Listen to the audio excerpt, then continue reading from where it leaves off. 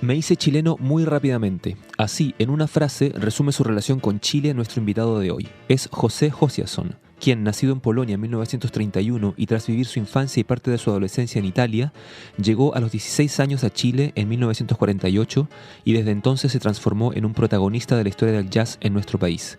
Son más de 6 décadas durante las cuales ha difundido esta música de las más diversas formas, frente al piano y en el escenario, pero también y sobre todo como gestor y animador de programas de radio, en artículos y críticas de prensa, como organizador de conciertos. Josiasson ha sido un miembro activo del Club de Jazz de Santiago y ha compartido las visitas de grandes luminarias del jazz internacional. Así recibió a Louis Armstrong, a Duke Ellington, a Bill Evans o a Wynton Marsalis, entre otros. Y también ha visto crecer y desarrollarse a las principales figuras chilenas del género, desde un músico legendario como el saxofonista Alfredo Espinosa, hasta el más reciente valor internacional del jazz en Chile, Melissa Aldana. Son 6 idiomas los que habla como efecto de la vida cosmopolita que ha llevado, y a ellos hay que sumar un lenguaje universal, el idioma del jazz que también ha hecho suyo. En Polonia tú ya estabas haciendo mi padre música. era compositor y compuso varias comedias musicales en Varsovia. Ya. Así que yo estuve vinculado con la música y a mí me hicieron estudiar cello desde que tenía 4 años. Un cello un cuarto, después tuve un cello media y finalmente me compraron un cello grande. De manera de que esa es la primera vinculación con la música y tú llegas a Chile porque se vienen a Chile. ¿Por qué se vienen a Chile y no a otro país? Ninguna razón musical. Ahí volvemos a biografía. Ya. Resulta que mi padre, que esperó todos estos años volver a la casa, a Polonia, a nuestra patria, decidió que volver a un país donde no teníamos familiares ni amigos, porque los que nos habían matado estaban en el extranjero, donde los bienes habían sido confiscados y donde había un sistema político que mi padre no quería. Decidió no volver a Polonia. Y su decisión básica fue ir lo más lejos posible de una Europa completamente destruida. Piensa tú, año 47, lo que era toda Europa. Claro. Y mi papá consiguió la gerencia, el manejo de una fábrica.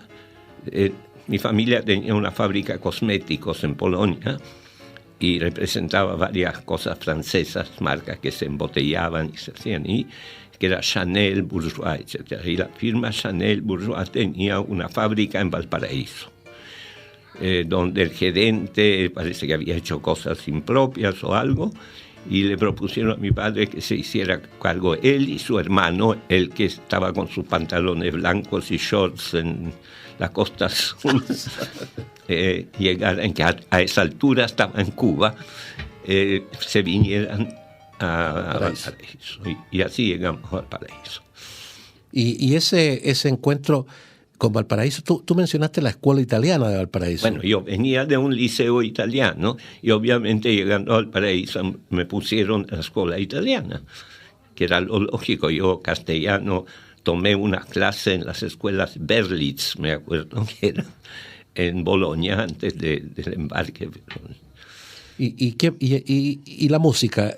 ¿Pasa algo ahí en Valparaíso cuando bueno, llegas? yo llegando, yo ya llegué con mis discos de jazz bajo el brazo. Tú ya estabas con el jazz, ya. Sí. Ya, Sí. en Italia. Sí, a la edad que se podía tener algo que ha sido 13, 14 años que tú empiezas a tener sexo, política, arte, alguna idea. Yo enganché con el jazz. En Italia. En Italia.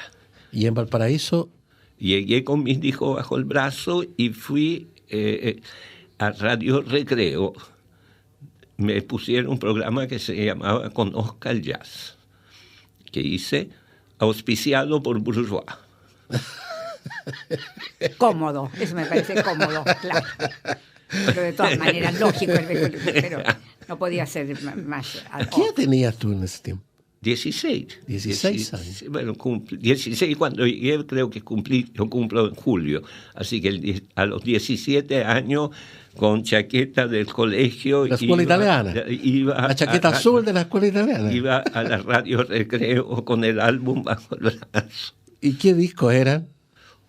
Desde Armstrong hasta Charlie Parker. Ya. Yo ya había oído, porque las tropas americanas en Italia tenían su radio, su cosa, y yo escuchaba jazz y empecé a comprar discos con la plata que me daban para el cine. Yo, en vez de ir al cine, iba a comprar discos. Qué bonito, ¿eh? Que, a mí me parece extraordinario cuando una vocación amanece tan temprano, ¿no? Porque es lo que más te ayuda en la vida, a mi juicio. Pero ¿no? ese tipo de pasiones empiezan cuando empiezas a tener pasiones. Sí, es cierto. Después, pero ya lo tenías en tu ADN, eso, no cabe la menor Yo duda. tengo un recuerdo que creo que debe haber sido el que me despertó mi amor por este tipo de música. Debo haber tenido 6. Polonia. Fue el primer año que me llevaron, fui con mi mamá al mar, porque Varsovia está muy lejos del... Claro, claro. Y yo veraneaba en una propiedad que mi familia tenía cerca de Varsovia, donde había un río, de ahí nos bañábamos y todo, pero mar no había visto nunca. Y mi papá llegaba los fines de semana y un sábado, debe haber sido viernes, me llevó a una, bueno, en esa época eran boîtes, ahora sería discoteca, ¿no? O se llama local nocturno, Claro. ¿no? A tomar té, porque ese local nocturno, frente al mar, con una terraza y todo, daba té, y mi papá me llevó, y tocaba un quinteto de jazz. Cosa que yo supe muchos años después investigando. Pero era un trompetista, un saxofonista y una sección rítmica. Me acuerdo hasta lo que tocaron, que fue la versión que después supe la había hecho Tommy Dorsey de Scheherazade de Rimsky-Korsakov. Que es la versión popular jazzística que después la oí en la orquesta Dorsey, que este señor que se llamaba Eddie Rosner, el trompetista, que llegó a ser el principal actor jazzístico en Rusia durante la guerra, porque de Polonia era un judío alemán que se refugió con Hitler en Polonia y después se fue a Rusia y ahí hizo su carrera, que le fue para arriba y para abajo, porque según el comisario que estaba a cargo de las artes, si le gustaba el jazz, que eso pasó en todo el mundo, varios amigos míos comunistas, si le gustaba el jazz, esa era la música de los oprimidos, de los negros, de los esclavos, en rebelión contra los plutócratas y imperialistas y todo. Pero si este comisario no era de esos, era la música de los imperialistas. Y esa es la historia en un libro que yo compré, que es Historia del Jazz en la Unión Soviética. Figura mucho este señor que yo oí en Polonia. Qué linda anécdota esa, no me parece extraordinaria. Y en Valparaíso, aparte de ese programa... Perdón, sí. Yo fui a la Radio Recreo, porque la Radio Recreo es una radio muy antigua y tenía una discoteca muy buena de todos los discos jazz que se habían editado en Chile. Entonces yo tenía, además de lo que yo traía, que no era tanto, de dónde surtirme para hacer el programa. A ver, yo admiro la memoria que tienes, pero fantástica. Y había una discotecaria ahí, no sé si era Pepita el nombre, y había un señor Lázaro que era de la Casa Amarilla. ¿Ellos estaban a cargo de la discoteca en la Radio Recreo o no? No recuerdo. No recuerdo. ¿Eh? Pero estoy hablando año 49. Ah, ya. Antes de tu padre. Bueno, Valparaíso fue una cuna importante del jazz, ¿no? Ahí había un club. Bueno, según, ¿cómo se llama? El que escribió el libro sobre jazz aquí, que después fue crítico musical. Álvaro Menantó. No, pero Álvaro está vivo, no, te estoy hablando de otro. Fue crítico musical de La Nación. Ahí los tengo en la punta de la lengua. ¿Panacié? No, chileno. Chileno. El que tradujo a Panacié al español y Ercilla editó el libro. No, vamos a pasar. Pablo Garrido. Te iba a decir Garrido, fíjate, y no me atreví por si gran acaso. Pablo Yo pensé Garrido. Él fue un generador de jazz. Pablo Garrido, yo descubrí en la Biblioteca Nacional un artículo que escribió en una revista, creo que se llamaba Para Ti o Para Todos. Había un Para Ti, el Para Entonces, Todos no lo para recuerdo. ti, para ti. En el año 35-36, yo tengo la fotocopia, porque la saqué, donde cuenta los inicios del jazz en Chile en los años 20, antes de que él formara la orquesta que cuando se inauguró el casino. Claro. Él fue el primer director de orquesta en el casino. Y cuenta cómo ellos iban a un local que se llamaba Los Baños del Parque, en Valparaíso. Frente al Parque Italia. Sí. Donde se juntaba, esta cosa usó la palabra muy bonita, la algarabía, con los músicos que venían a veces con los barcos de Estados Unidos. O sea, deben haber sido jam session, no sé. Claro. Es un artículo muy bonito. Pablo era un músico muy completo, Pepe. Yo me acuerdo bien de Pablo Garrido. Él era un músico muy completo. Lo que pasa es que dejó el jazz por completo cuando yo lo conocí. Era el crítico de La Nación de música clásica. Sí, así es. Claro. Y yo ahí me siento culpable que en esa época ya empezaron a aparecer las grabadoras de cassettes. Y yo me hice una cosa de entrevistar a Pablo Garrido para guardar todos esos recuerdos de él. Y tanto me demoré en pedírselo que se me murió. Tremendo. Sí, tremendo. Y por desidia mía nomás. Dije, lo haré mañana. Siempre hay tiempo para hacerlo, ¿verdad? Y de verdad que el tiempo... De repente el destino dice otra cosa. Pablo Garrido.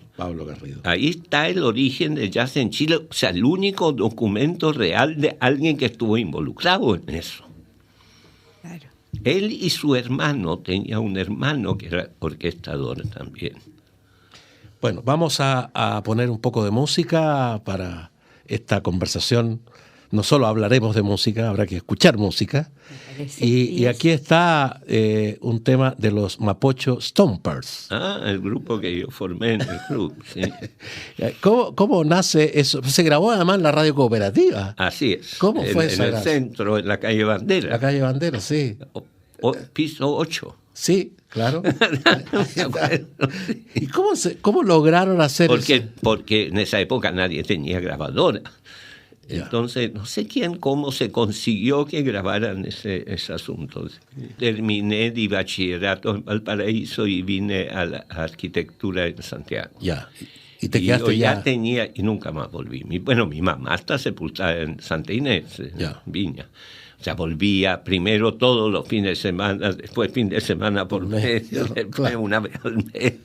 Lo que le pasa a todos los porteños y viñamarinos, hasta que lo atrapa la capital. Y entonces vine a Santiago y seguí con el programa auspiciado por Bourgeois en Chilena. En la radio chilena. Claro, que estaba en la calle Rosas. Sí. Inclusive en un momento tuvo orquesta. La radio, una orquesta.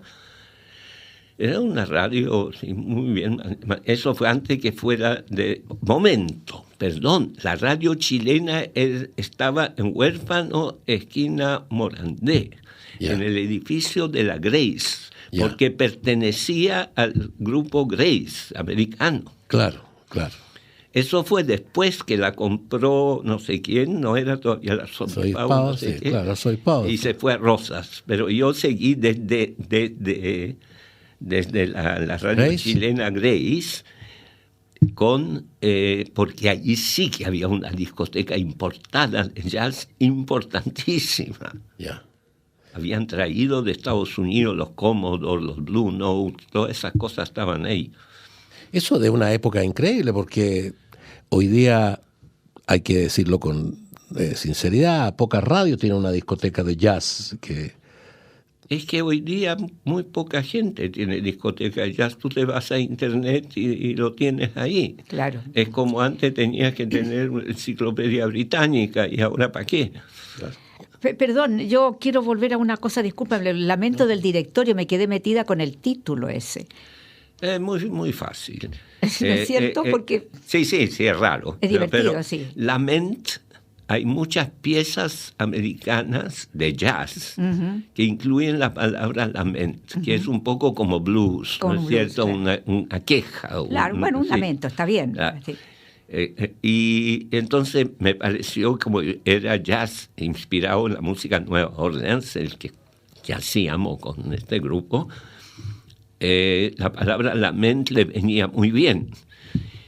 Y entonces me ocurrió que el directorio, que siempre se quejaba que no se le pagaban las cuotas, que faltaba esto, lo otro, ¿no? Le venía bien un lamento. Muy bueno. El lamento del director. El lamento del directorio. A propósito, tú estás en Valparaíso también, pero acá en Santiago, aparte de tu programa, aparte de la música, del grupo, también estabas en el club de jazz. Yo fui uno de los fundadores, no, porque eso fue el año 44, me parece, pero era un club itinerante, como lo es en este momento, que se perdieron la casa. O sea, ellos arrendaban, bueno, René Hieralde, de quien fui muy amigo y que lo conocí, porque él ya tenía un programa de jazz en esos años, y yo lo escuchaba en onda corta, porque en esa época no había FM, y viajé una vez a Santiago con mis discos bajo el brazo al programa de él para conocerlo, y de ahí conocí a todos los demás. Y cuando me vine, era en itinerante, entonces arrendaban una pieza una vez por mes, una vez por semana, para juntarse a escuchar discos. Pero cuando vine yo, ya se pensó en la idea de tener un local propio, y en eso yo intervine. Con Domingo Santa Cruz, que fue otro de ese grupo. Y en este momento yo tengo una placa en mi casa que yo soy presidente honorario. Claro, del Club de Jazz. Club de Jazz. Y ese Club de Jazz, tú participabas allí, había, qué sé yo, se incorporaban diferentes grupos, alguna discusión se armó también, pues empiezan las tendencias en el jazz y algo sucede allí, algunos que están más por lo tradicional, otros por las tendencias más modernas. Pero eso no fue ahí, fue en todo el mundo. Claro. Eso sucedió en los años, fines de los 40, Chile llegó un poco después, en los 50, los viejos amantes del jazz no aceptaron las nuevas cosas, que es lo que pasa en todas las actividades.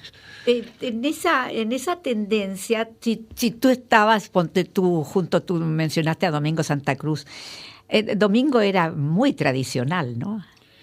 Domingo sigue siendo. Bueno, yo me estoy refiriendo a su música. No, imagínate, y yo era uno de los que trajo los primeros discos de Gillespie en mis programas de radio. Yo creo que no debe haber sido... Espérate.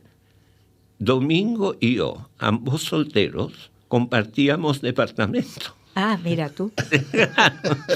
Y a pesar de eso, o sea, cada uno con sus ideas discutíamos, pero durante, yo creo que fue un par de años, 2, 3 años, compartíamos. Andrés de Fuensalida, un poco más arriba de la radio. De la radio. Y nos retaba el papá de Domingo a los dos por igual, porque a mí me tomó como hijo. ¿Y lo retaba por qué? Bueno, porque don Domingo era otra cosa. Claro. Don Domingo decía que existían, si mal no recuerdo, había una anécdota que decía que Domingo Santa Cruz padre, muy famoso en su género, además de un hombre realmente cultísimo, o sea, y extraordinario. La vida cultural chilena de música era importantísimo. Pero él no tenía, no había nada más que 3 músicos. Y los 3 eran con B. Bach, Beethoven y Brahms. Punto. No había Es decir, nada. olvídate del resto, Schubert, Y le salió un Debussy, hijo o que qué sé. tocaba tuba en el grupo de jazz. Claro, entonces, sí. Hijo único. Ni siquiera era oveja negra. José, y bueno, claramente tú estabas por la línea más moderna dentro No, de las dos cosas, porque ¿Sí? si tú ves, el grupo que acabamos de escuchar Sí, es totalmente tradicional. Inclusive yo me fui para atrás, porque lo que estaban tocando en el club de jazz era más lo que en esa época se definía como jazz de Chicago, que era totalmente improvisado, se suponía. Ahora que el tipo se aprendiera algo, era un pecado que... No. Pasaba. En cambio, yo al escuchar, como tenía programa de radio, tenía que estudiarlo, porque tenía que explicarle a otros cosas que ni yo sabía. Claro. Pues empecé a comprar libros y cosas, y descubrí, digamos, que el jazz de Jelly Roll Morton, King Oliver, eso era improvisado solo, pero las otras cosas estaban completamente organizadas. Y traté de meter en el club este grupo que tocaba ese tipo de jazz, que después, Domingo, cuando yo ya me fui, Domingo siguió con un grupo que sigue hasta el día de hoy, que se llama La Retaguardia Jazz Band, que es prácticamente heredera de los Mapocho Stompers. Claro, es cierto eso. Bueno, también el nombre, entonces me preguntaron por el nombre de la pieza. Le lamento el directorio, pero también el nombre del grupo lo inventé yo, los Mapocho Stompers, claro, porque había unos New Orleans Stompers, que sé yo, claro. No se podía dejar de lado nuestro pobre Río. Oye, y tenemos una canción programada y que tiene que ver seguramente con tus recuerdos también, porque Omar Nahuel fue otro de los músicos de la época que tú tuviste una relación con él. Muy bien, mucho, sí, lo conocí mucho.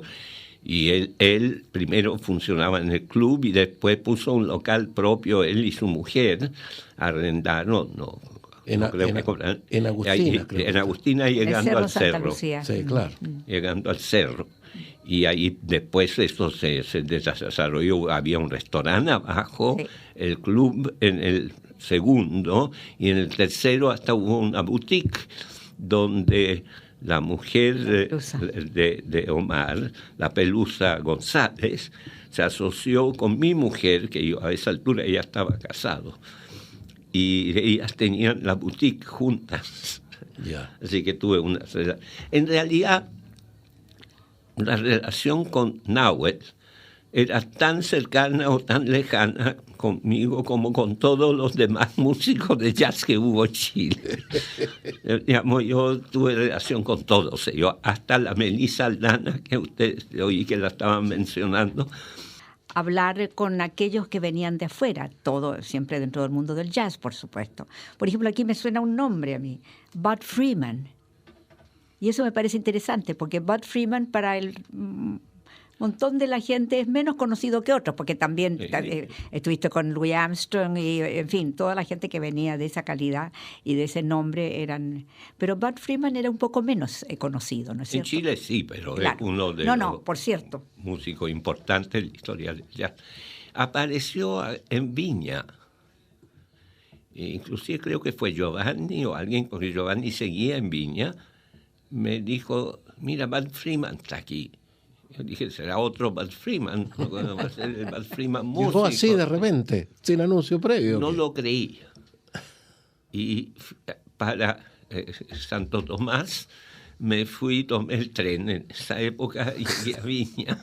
Tenía que ser Santo Tomás. Y efectivamente, había arrendado un departamento en toda la frente al mar, ¿cómo se llama?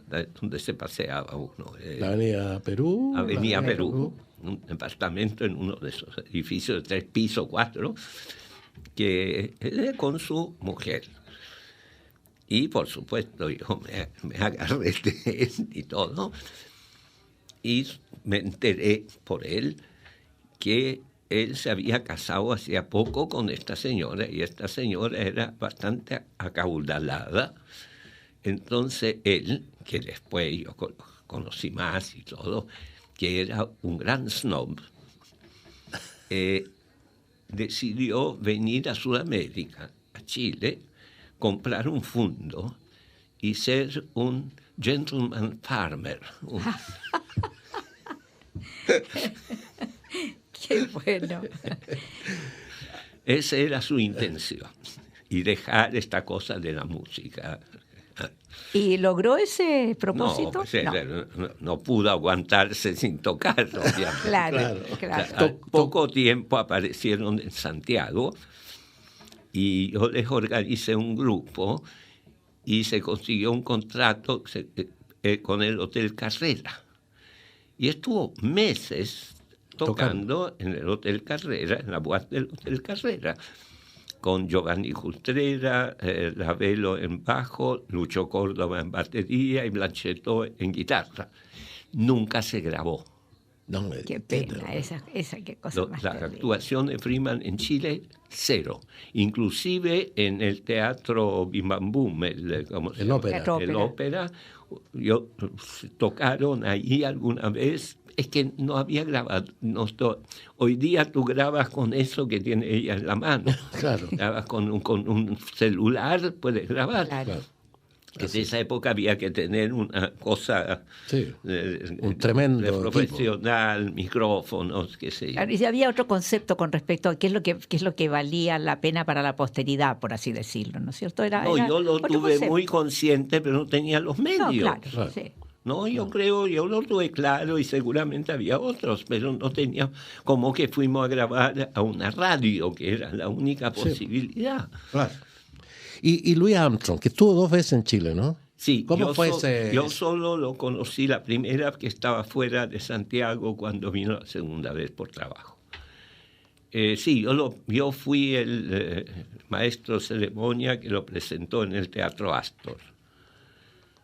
Pero eso porque yo postulé a eso, o sea, dije, yo tengo que estar ahí. Pero hubo una invitación a almorzar, parece. A comer, después de la función, que se organizó en el Club de Jazz, que yo sugerí que fueran porotos y con arroz, porque es una cosa tradicional de Nueva Orleans, claro, que yo había leído que Armstrong inclusive firmaba cartas, red beans and rice yours. Mira, claro. Claro, porque es como si las empanadas para un chileno que está en Estocolmo. Claro. Claro. Entonces le hicieron porotos.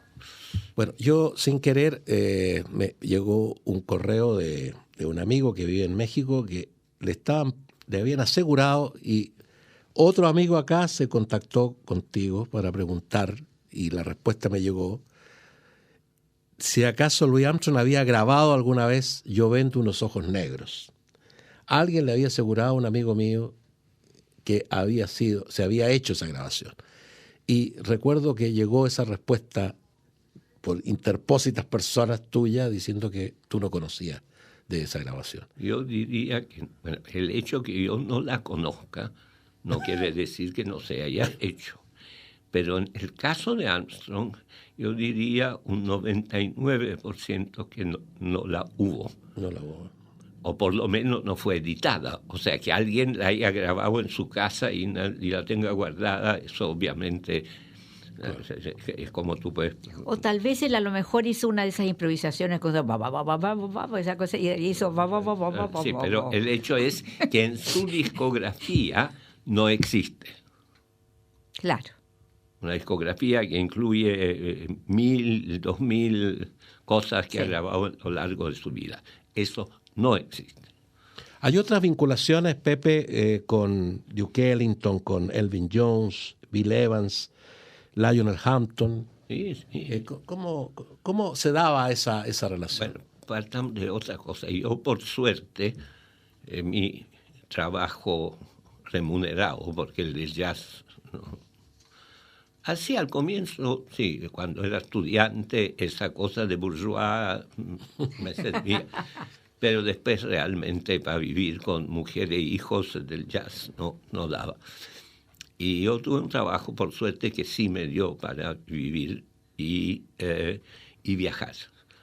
Entonces yo iba a festivales al resto del mundo y me hice amigo de muchos músicos. Algunos vinieron a Chile y después la única persona que conocía era yo.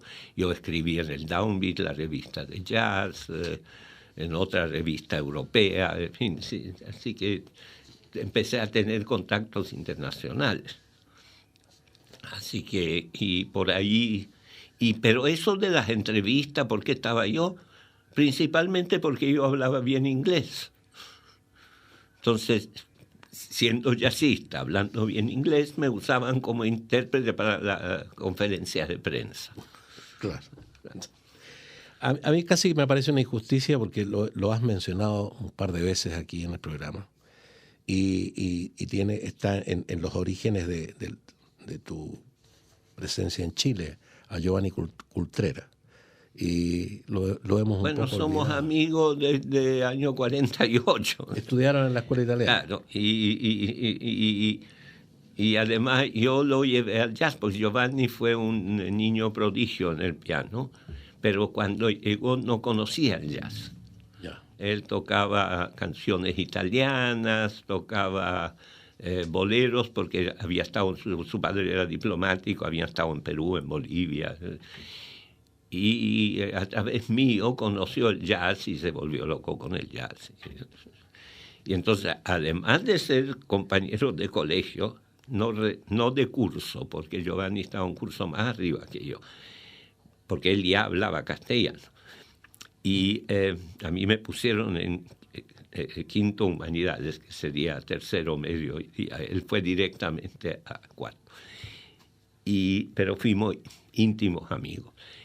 De manera que nos une eso de ser compañero de colegio y de amar el jazz. O sea, por lo demás, Pepe, Giovanni sigue, como se llama, presentándose, ¿no? Pero todos sí, los claro. viernes en el Mesón Nerudiano, sí. Claro, sí, porque eso es, hay que decirlo también, ¿no? Porque Sí. es un extraordinario pianista. Sí. También me ha tocado trabajar un poco con Giovanni. Un oído privilegiado, o sea, es fenomenal. Sí. Y entre las figuras nacionales, aparte de Giovanni,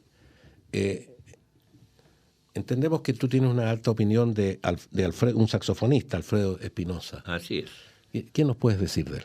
Bueno, es el único músico que ha tenido una carrera internacional muy exitosa. Desgraciadamente no en la cuna del jazz, pues nunca estuvo, que yo sepa, en Estados Unidos. Estuvo de paso, pero no actuó. Pero sí en Europa. Yo a las primeras veces que he ido a festivales en Europa, sobre todo en Francia, los músicos franceses de jazz tradicional me preguntan, tú eres chileno, ¿qué es de Alfredo Espinosa? O sea, a ese punto. Es fenomenal. Alfredo es el músico en Chile que cada vez que ha tocado me ha dicho algo que era inesperado. No, eso no está bien dicho, porque puede ser inesperado y muy malo. Pero no, es claro, la posibilidad. No, ha hecho algo que me ha sorprendido por su calidad. Claro. El jazz estaba de todas maneras ahí. En mi casa sí, junto con música clásica. Claro. Desde luego Chopin, porque si tú eres polaco y tienes que ver con música, no, es como ser chileno y no haber leído a Neruda. Claro. No puede ser, claro. Y sobre todo mi padre siendo músico.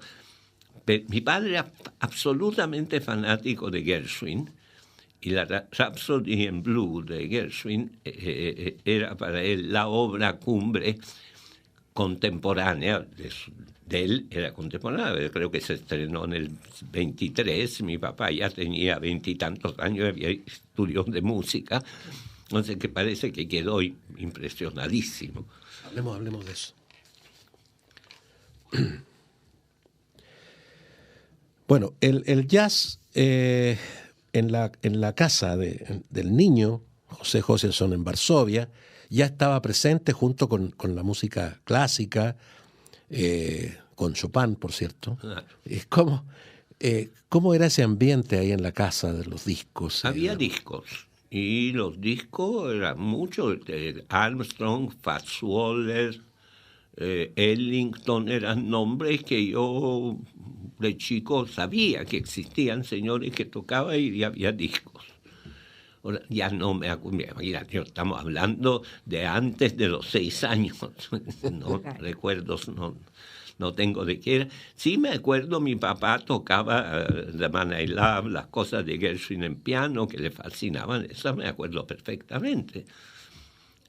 Inclusive, como en toda Europa, todos estos que hoy día se llaman estándares de la música americana, no se llamaban estándares todavía, No, claro.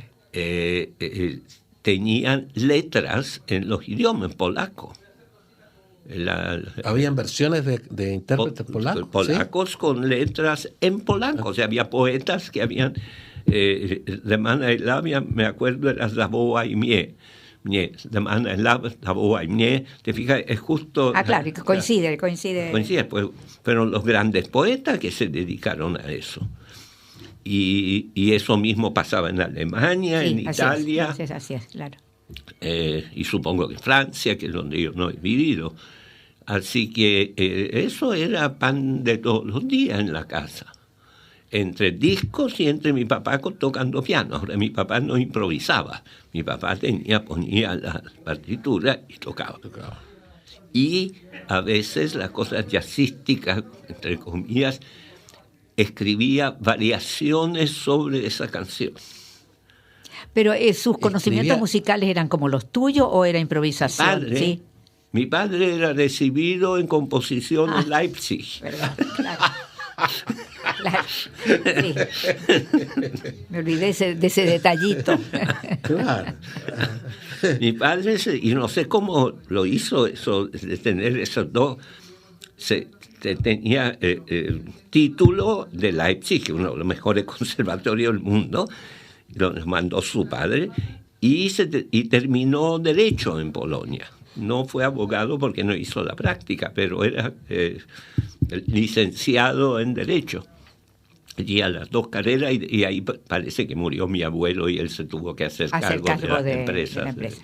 ¿Cómo se llamaba tu padre? Henrik. ¿Y el padre? Y componía bajo seudónimo porque su padre, mi abuelo, no habría aceptado nunca que se escribieran comedias musicales, música ligera, que se llama en esa época, usando el apellido familiar.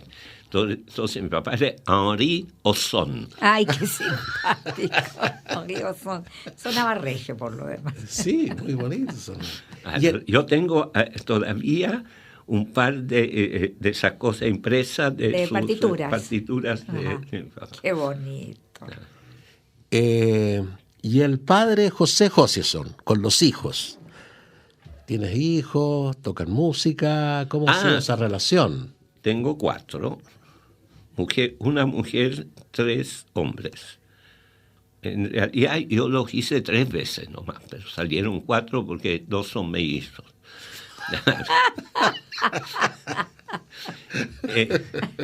Y son casi trillizos. Mi hija nació el 13 de junio y los mellizos nacieron el 8 de mayo. Del año... O sea, menos de 11 meses después. Sí, tuvimos 3 guaguas de pecho y pañales seguidos juntos. Y mis hijos todos tienen discos de jazz, tocan piano, algunos inclusive en locales han tocado. Sí. Sí. Bueno, que no tenían otra los pobres. Cuando nacieron, vivíamos... Ahí tuve también, bueno, de soltero tuve otro conviviente, sería la palabra, pero tiene otra acepción. Porque uno de mis convivientes, que ustedes ya lo saben, porque dije, fue Domingo Santa Cruz. Claro. Pero antes de Domingo fue Bob Borovich, un fotógrafo muy famoso, compatriota. Compatriota, por lo demás, claro. Y vivíamos con mi mujer el primer departamento que tuvimos en Huérfano, esquina McKibben, donde vivía Bob también, y donde viví con Bob antes. ¿Y él tenía su estudio ahí o no, Bob? No, el estudio estaba más arriba por Huérfano. Ya, sí, porque yo me recuerdo. Pero no, ahí vivía. Y ¿por qué estoy contando esto? Era porque no tenían otra salida. Sí. Entonces estaban los niños guagua en un departamento de 2 dormitorios, o sea, era de los más grandecitos, pero no, era muy grande.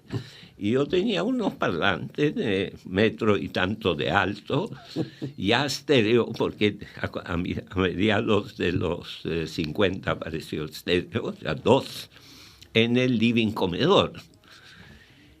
Y escuchaba música en la noche y la Gaby, mi mujer, y dice, ponla más bajo porque los niños están durmiendo. Entonces yo, frente a esa amenaza, decidí que eso no podía ser porque yo iba a seguir haciéndolo durante toda la vida. Entonces, para solucionar el problema, me acuerdo que pesqué las cunas y las puse frente a los parlantes. Y seguí oyendo música y se quedaron dormidos lo más bien. O sea, el jazz estaba ahí. Pero... Entonces, los pobres, ¿qué posibilidad tenían? En realidad, no tenían salida, como dice Pepe. Yo me encantó eso. Pepe, ¿qué le parece el panorama del jazz en este momento en Chile? ¿Cómo lo ves? ¿Hay figuras nuevas, músicos nuevos? Bueno, ya mencioné a Melissa, porque estoy muy impresionado, pues antenoche la estuve escuchando. Melissa es todo lo que puede ser un músico de jazz en el mundo hoy día. Yo diría que tiene un futuro. Y además pertenece a una familia musical también, que eso es súper interesante. Bueno, ya mencionamos que su abuelo fue músico, su padre es músico.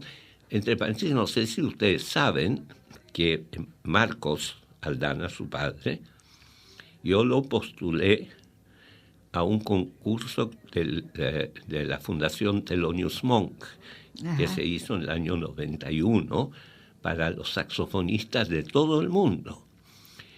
Y le hice grabar, o sea, él grabó, pero yo organicé la cosa, lo que había que mandar, que era una cassette con cierto tipo de música, ciertas piezas que estaban queridas, ¿no?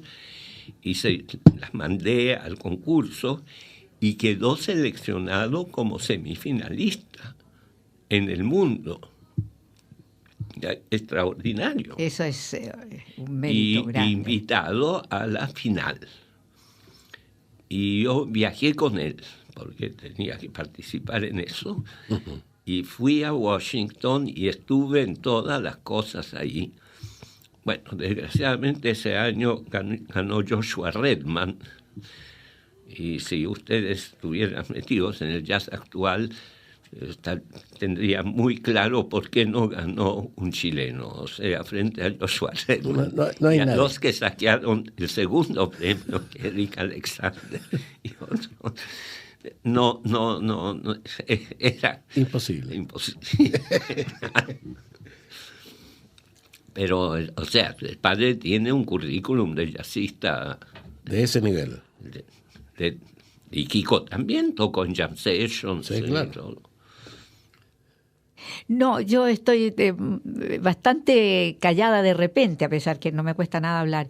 Es que a mí lo que siempre me impacta y lo que siempre yo diría que más que impacto, siempre me sobrecoge, porque a mí me encanta ver a gente de mi generación que siguen la misma beta, que están y eso es tan importante, ¿no es cierto? Porque yo creo que es una forma también de seguir estimulando a la gente en cuanto a a sendas a tomar, ¿no es cierto? De que las cosas se pueden empezar por una cosa tan chiquitita como de repente tener un disquito de alguien y ahí empieza algo, ¿no es cierto? Eso es muy lindo, porque ahí tú vas demostrando que no se trata que de repente la musa vino en la noche, te inspiró y te lanzaste. No, son cosas que van de a poco y eso es lo que te mantiene toda una vida a ti ligado a lo que es tu pasión, en el fondo, ¿no? Carmen, quizás tú vas a entender eso porque te debe haber pasado también. Ahora en Frutillar, en uno de los intermedios, se me acercó una señora. Dice, usted me dicen que es experto en jazz. Dije, bueno, experto, no sé, amo esta música. Pero dígame qué es lo que tengo que escuchar, qué es lo que es importante aquí. Yo empecé a pensar, no sé, es cosa suya. Usted tiene que ver qué es lo que le gusta y qué es lo que no le gusta. No le puedo decir yo lo que le tiene que gustar.